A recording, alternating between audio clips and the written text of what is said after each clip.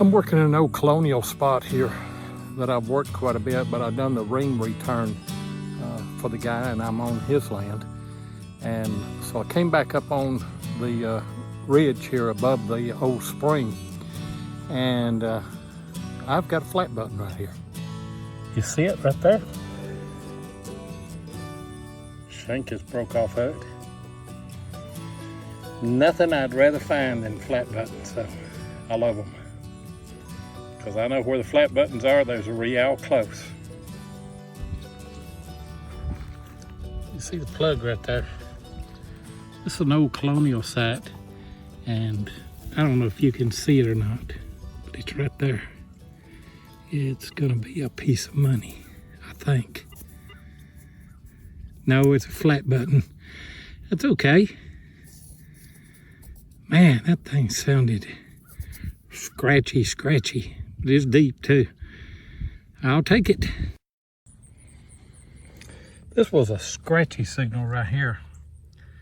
It's part of a pewter button. That's puts it back into the 1700s. It's broke, and there's a piece of that came off as I got it out of the hole here. I can't find it. But that is an old button right there.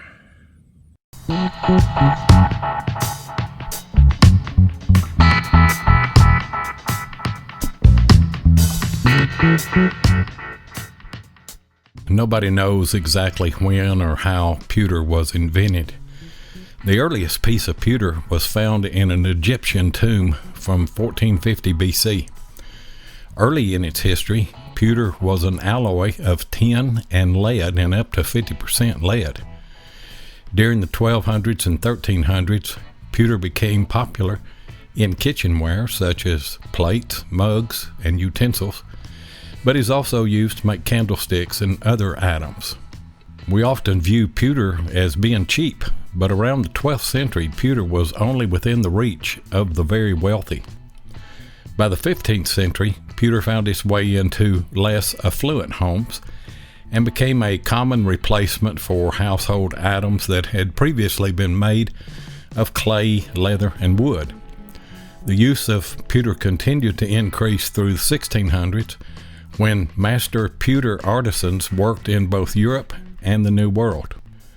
By the mid-1700s, the health hazards and tarnishing drawbacks of leaded pewter popularized a new type of pewter called Britannia, a non-leaded form of pewter. Nonetheless, pewter started to decline in the 1700s with the advent of porcelain, which replaced pewter items.